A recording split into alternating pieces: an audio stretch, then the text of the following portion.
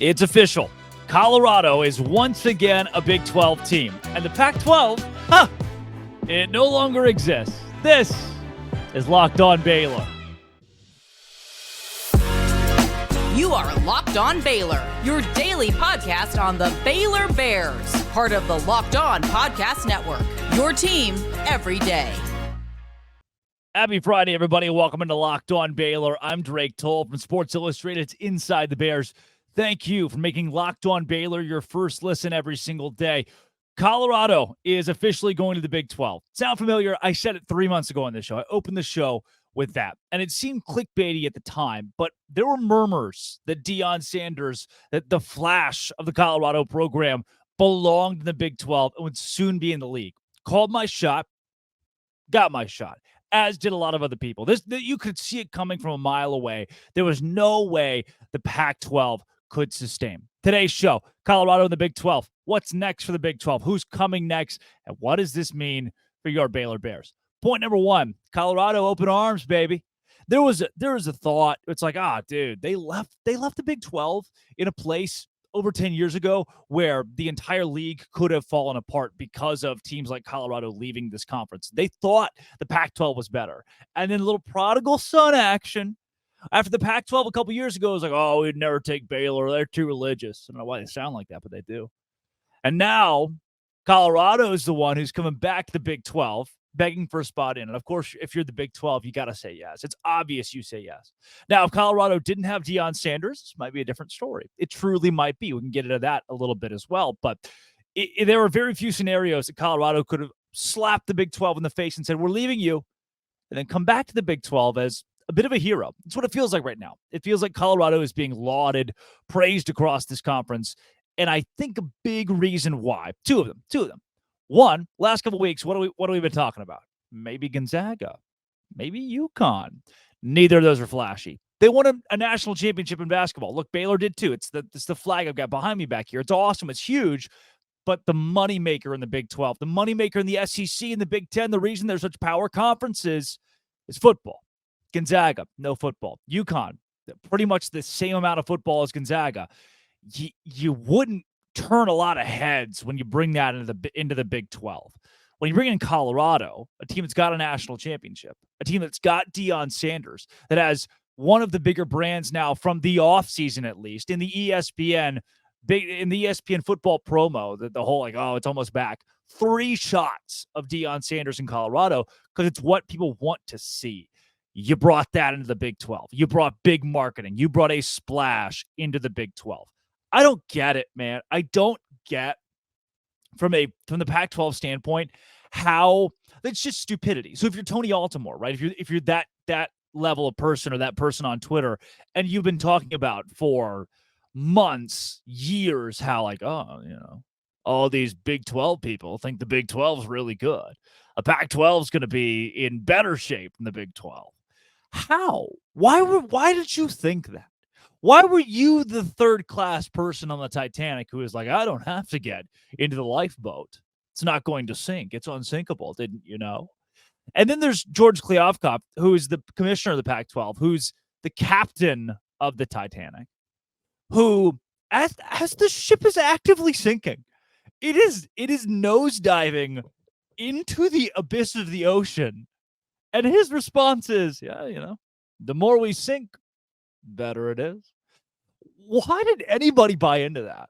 Why were there these little trolls and people on social media who were like, the Pac-12 is as healthy as ever. Sure, they lost USC and UCLA. Who cares? That'll be fine. None of these teams are going to the Big 12. You think these third-class citizens, these high-class guys would go to, I think they go out there to the Big 12, to the kids at the bottom of the boat? No chance. Insane to me. That was the rhetoric around this league, is that no one was going to leave for the Big 12 when you don't have a TV deal. And he keeps saying, hey, the more we sink, better our TV deal is. Wild here, but 100%.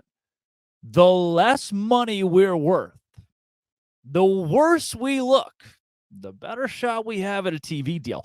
And finally, I'm shocked it took someone so long, and I'm shocked it took somebody so long, it was Colorado, to say, This is not happening. Deion Sanders didn't want to be on the CW. He didn't want to be not televised at all, and he jumped ship. What's wilder is that schools like Oregon and Washington are still in the Pac-12. Arizona State, still in the Pac-12. Utah has made itself kind of an antagonist in this whole deal. I don't really get it. I don't get why these Utah people are hugging to the Pac-12 so much. I'll tell you this much. Oh, brother, let me give you a little razzmatazz. If the Big 12 in 2 years started falling apart, not going to happen, but this is a comparison to the Pac-12. If in 2 years the Big 12 started falling apart, and Texas Tech jumped ship, TCU and Oklahoma State, and BYU also were leaving the Big 12, right? And the Big 12 started to fall apart. I would not be sitting here screaming like, "Oh, must stay with the Big 12." That's what Utah fans are doing. You have conference alliance, right? Allegiance until the point where you're hugging on to the ship while it's sinking, and you don't have to. Like Utah, Washington, or Oregon, we have a lifeboat for you. We have a really, really nice life. We have Lusitania. We're gonna pull it up next to you, and you could sink. That's cool, but we have like some first class cabins that are ready to go. You just hop on in, and they said no. Why is Utah clinging to this so much? Why are these schools? Why are these fan bases? These media members, air quotes. Why are they like, "Oh, dude, I love the Pac-12."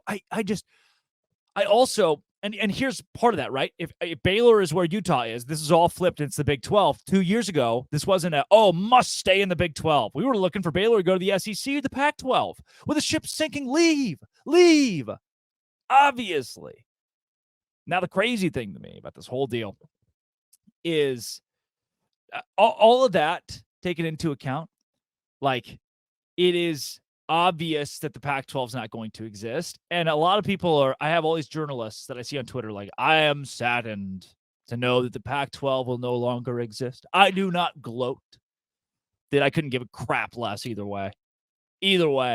Like, I'm the better person. I shan't gloat that the Pac-12 will die. Who cares, man? Legitimately. Who cares? Who cares that you said that? Like, why not gloat that the Big 12 is going to be a Power 3 conference? Why not gloat about that? Yes, I feel for our Pac-12 friends who will float away. Do you really have the time, the energy to care about Oregon State fans right now, to care about Washington State fans? I'm sorry, and it's not going to be the college football, college athletics you grew up with. Oregon State, it's not going to be a Power 5 team anymore. It's not going to be a power program anymore. Like, maybe I'm sorry for that. I don't care. I don't. I have no like, oh wow, RIP Pac-12. I'm going to give them some kind of like candlelight visual. Like, this is such a tragedy for college athletics. I don't get it. Like, how? Make it make sense in my brain why people are like that. Why they are, let's give you a big fat hug. Nope. Nobody is trying to jump down with the Titanic. That's not. We don't need to go in there. We're safe. We're good. It's like, dude, the Titanic went down. All the bad people died. In this scenario, it's like, all right, if the Titanic goes down, the bad people die. Okay, we'll get the good people. That seems like a pretty dark metaphor, but I'm not crying that this arrogant captain ship is going down. That all these high class people are like, "Oh, we're gonna go down with the ship with valor." I don't care. What I do care is that Oregon and Washington and Arizona State, somebody's going to the Big 12. Who is it? Well, that's coming up next. This is Locked On Baylor, part of the Lockdown Podcast Network, your team every day. Welcome home, folks. For me to tell you about LinkedIn Talent Solutions. I needed to hire a candidate to take my job. Well, not to take my job, but for an intern. I needed to hire a candidate for an intern. I needed an intern. And I was sending emails out to these people, and one emailed me back, was like, here's my cover letter. And what he sent as a cover letter was not addressed to me. It was addressed to somebody at a golf course in Georgia. So I texted back, was like, all right, email back. It's like, is this supposed to go to me? And they were like, oh no, so sorry. Oops. Dude, what are we doing here? So I had to go to LinkedIn Talent Solutions, where I should have gone in the first place, and I have gone to them now, and I'm finding a lot better candidates. You go in, and it's easy. A free job post. Add your job to the purple hashtag hiring frame. You got simple tools, screening questions. You can focus on the right candidates who you want to interview and hire. You the right team member, the right fit is what you need. It's what I need. So LinkedIn Talent Solutions is where I went. It's a number one rated in delivering jobs versus the leading competitors. LinkedIn Jobs helps you find the qualified candidates you want to talk to, and they do it faster. Post your job for free at linkedin.com/lockedoncollege. That's linkedin.com/lockedoncollege. Post your job there for free. Keep in mind, terms and conditions, they do apply. All right, who's next? I'm not having a funeral. I'm not throwing the funeral. I want to know who's next. Here's what I love. I'm not throwing a funeral for the dying Pac-12. The people that are the sentiment of, oh, so sorry. I couldn't care less. I'm excited for the future of the Big 12. 3 years ago, we thought teams like Baylor and TCU and Texas Tech, where are they going to go? Will they be Power 5? Will there be 4 conferences? Now it is established the Big 12 is the third best conference in college athletics. Because, not with just Colorado, but because of what's going to come.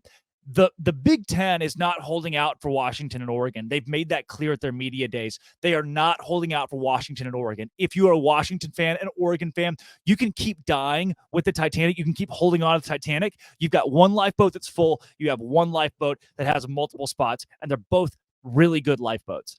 The Big 12, they've got spots for you. You keep waiting on this lifeboat that's already full. Washington and Oregon, like, oh, we're too good for the lifeboat with seats in it. We're going to wait on the one that has all the people. Not how it works. That's how you fall in the water and you die. Washington and Oregon will have to opt to the Big 12. The Big 10 doesn't want them. I truly think the Big 10 is holding out for those ACC schools, those 7 schools that will be poached at some point. They're holding out for a Notre Dame. They're holding out for one of those brands. And if you are Washington and Oregon and you sit around and you wait, it won't work out. You won't get picked up. Brett Yormark's cutthroat, man. When he's done with this, he's gonna be done. And I legitimately see a realm where Oregon and Washington show up late to this party and they might not get an invite. Because if Arizona's on the phone, which we've heard rumors they are, if Arizona State's on the phone, they seem like a package deal. Utah even. As much as Utah hates the Big 12, I don't understand why Utah hates the Big 12 so much. Why they're so angsty about the possibility of joining the Big 12. Dude, get over yourself. You were the Mountain West a couple years ago. You get no respect. Utah gets no respect in college athletics. You know why? Because you're the second biggest show in town. You're the state school in the capital city. And people still really don't care compared to BYU. Sorry. It's the way that it is. So if you're a Utah fan, we're going to stay in the Pac-12. No. Get ready to go to the Big 12. Arizona schools, get ready to go to the Big 12. And if you're Oregon and Washington, you want to be on that boat because there's a realm in which Yormark's not going to take these beggars, and he's not going to beg you. If the Big 12's already loaded up, the Big 12 hits that like 15, 16 team mark because you were at 12 and then you added Colorado at 13. And then you think about, okay, Arizona 14, Arizona State 15, Utah 16, and then Oregon and Washington 17 and 18. It's not going to happen. It's common sense. It's common sense. You cannot build a conference where 10 teams are new to that league. There is no way you can make that jump. There's no way you can make that jump safely. And Brett Yormark knows that. That is a huge risk. And you start getting schools like the Washington and Oregons who are the prima donna types, who are, we make these demands and this demand. And Brett Yormark, not about that. We don't need that. The Big 12 could stop at 13. And even, I know I crapped on it earlier, but even add Gonzaga or UConn for basketball and kind of have them as the, if it's UConn, have them as a Vanderbilt of football and bring those schools in and say, all right, 14, we're good. You want in? Sorry. Another ship reference. Noah's Ark. People are just banging on that thing. Just trying to get in. Noah's like, dude, I got 2 of every animal. I got my whole family in this piece. I'm done. I don't need you. I think Brett Yormark's going to be like that based on what he's shown us. He's like, look, dude, I put damn good food at these conference tournament games, and I call the shots. Kliavkoff, I don't get why he's so bad. You don't have to be that bad, man. Bob Bowlesby, for as much as we crapped on Bob Bowlesby for a long time in the Big 12, like, this guy sucks. You heard that a lot. He had some gumption. Dude went and got new teams. And that was awesome. Yeah.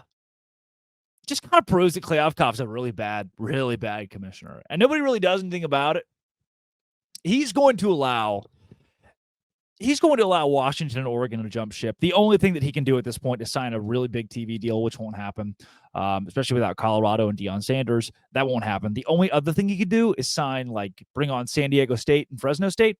It won't happen. We just saw the San Diego State thing blow up in everybody's face. So what else is there to do?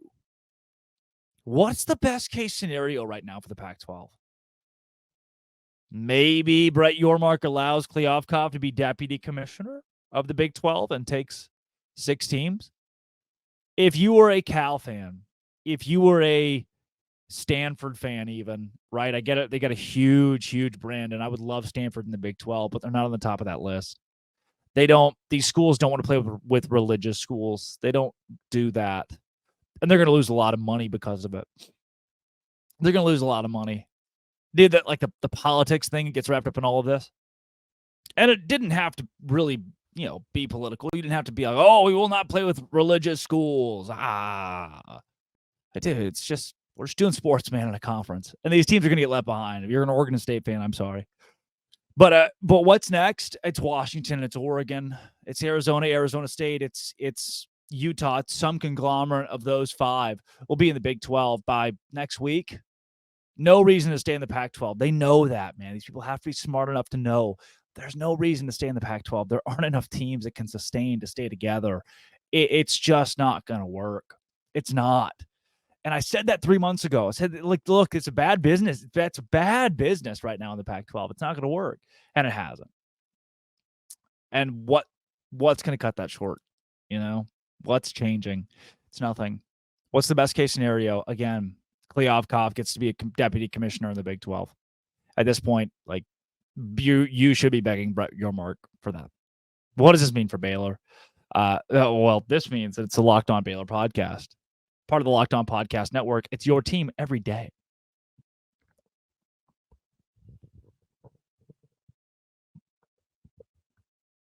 Dude, huge for those Baylor Bears. Oh, it feels good. I'm flinging my green and gold afar today. I couldn't be more excited for the future of Baylor football.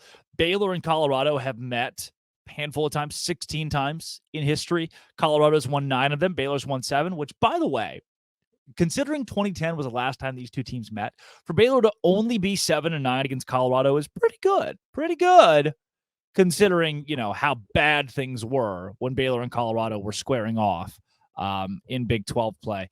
Baylor lost 5 in a row to Colorado between 92 and 2002, which was bad. Again, to burn those 10 years of Baylor football. But it's a fairly even all-time series. Started in 1959, so there's some deep history between these two teams, and I frankly love that Baylor's going to get to play Deion Sanders. We are going to see Deion Sanders and Dave Aranda shake hands at the 50-yard line.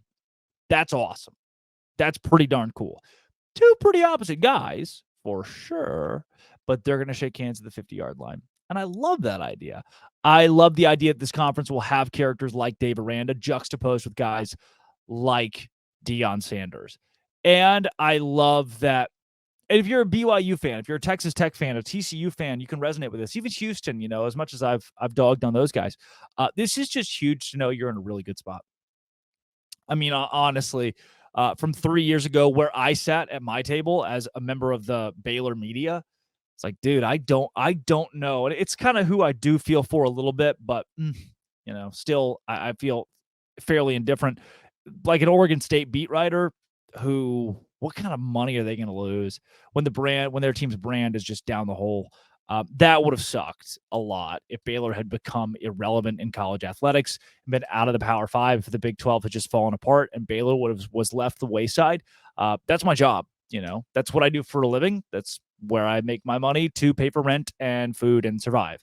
So had Baylor not made it out of the woods with this thing, that would have been absolutely devastating from a career standpoint. And so what does it mean for Baylor in that in that sense? You got a lot of people who work for Baylor, who work around Baylor, who are in media here, who work for the university, who are still in business. And in business in a conference that I truly believe will be the third best conference from an entertainment standpoint, not long down the road, might even be so with Colorado. There is a lot of fun football in the Big 12 now with Colorado in. When you bring in Oregon, when you bring in Washington, when you have the Phil Knight money, when you have that sort of branding, it's only going to get better then too. I don't see really a downside to this. Maybe it backfires. Maybe it explodes in your face because you brought too many teams too early on and revenue sharing was all whack and people lost money somehow. Maybe there's an avenue where that could happen.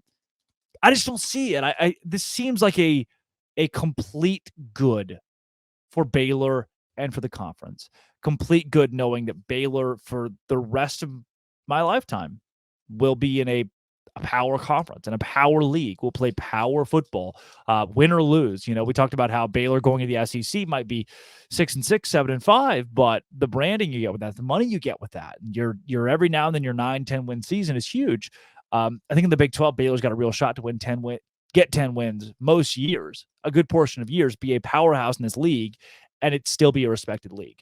Prepare Baylor, prepare whoever, TCU, for a college football playoff down the line. That's going to be huge. The competition is still there. The entertainment is still there. Entertainment value is still there. So what does this mean for Baylor? It's awesome.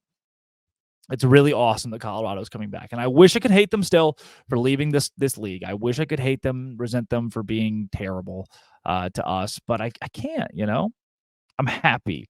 I'm happy they're here with us. Happy they've decided to stick around for a little bit. Happy with the future of the Big 12. I think this league is it's going pretty dope places. I'm excited. Dude, I can't wait to be around Deion Sanders at Big 12 Media Days. It's going to be awesome. Deion Sanders and Dave Aranda, same conference. I love it. I also love this show. I hope you love this show as well. I put a lot of heart and soul into this, even from Alaska, where I'm leaving fairly soon and announcing new big career news, really big career news. I got to land somewhere, right? Got to have a job somewhere. Will it be at Baylor? Will it be at Locked On Baylor? Oh, nobody knows. I knows. Thanks for making Locked On Baylor your first listen every single day. Thank you, Brett Yormark, for being the way that you are. Thank you, Big 12. Thank you, Pac-12, for being so incompetent, so very incompetent. Thank you, Tony Altomare, for giving me content. That's great. This has been, and it always will be, Locked On.